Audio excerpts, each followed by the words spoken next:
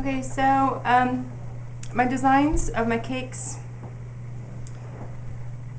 I pretty much let my customers pick out their designs. I give them a website to go to and pick out designs, and they can combine anything they like, or just stick with a very simple design.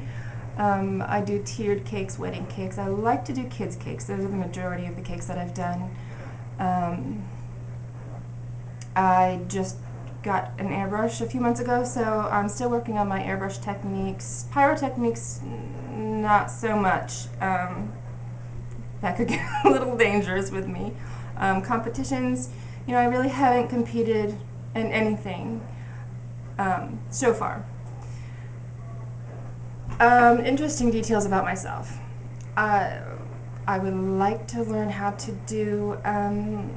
I would like to learn how to make furniture and upholster furniture. I'd like to learn photography, and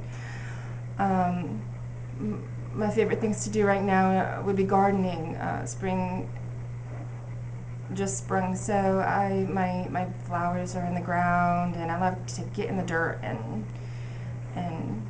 plant new things, make things grow. I like to create things. I really would like to have a wood shop and learn how to do things like that. My recipes usually come from the internet. If I don't have a recipe, I'll go to the internet and I'll search to see if I can find the best one.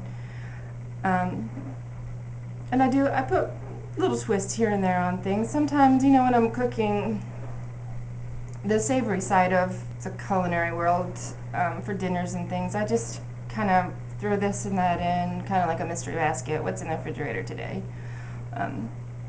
So I don't have a problem with that. My skill level, I want to say average. I do know more things than those who have not gone to culinary school, but I wouldn't classify myself as an expert. Can you ever be an expert? I'm sure, but there's always more to learn. Whether you know it all or not, there's always more to learn. Honestly, I use box mixes for my cakes. I think they're consistent, cost effective, and the company has spent millions of dollars to perfect it. I've never had a complaint on my cakes. I'll tweak it a little bit. I'll throw different flavorings in there, but for the most part, I bake from a box. Decorating, I prefer fondant over buttercream. I seem to be a perfectionist with buttercream. I can't seem to get those little lines out. They bother me. So piping, I can do some piping, but just to do a plain old buttercream cake, it drives me nuts. But I do need to improve on that. Pastries and desserts in culinary school, I wanted to be a chocolatier. I loved chocolate sculptures and sugar work, and that was my favorite part of culinary school. My decorating skills, I work at my own pace. I don't like to take all day because I do have a family. I turn on Joy FM and worship music, and I just kind of go in my own zone. I'm not slow, but I do take my time. I can whip something up last minute if need be.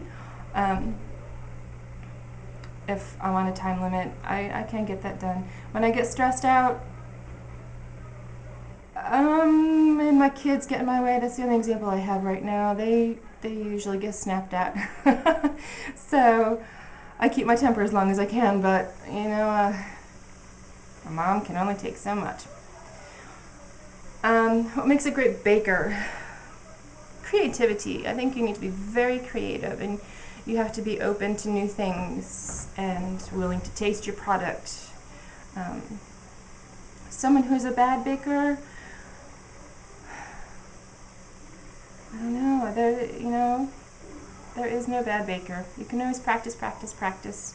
Of course, there are those who can't boil an egg, but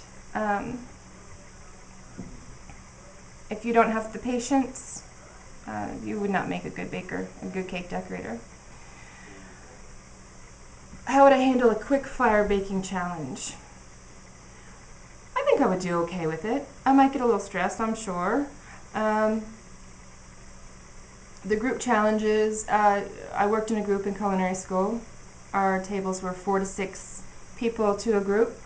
I do like to be the leader, but I don't have a problem stepping back, and if someone has a better idea than I do, I'm open to letting everybody work together. I think in a group setting you have to work as a group or it will not come out well.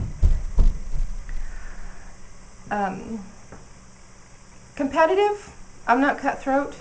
I want to win, absolutely, but I'm definitely not cutthroat.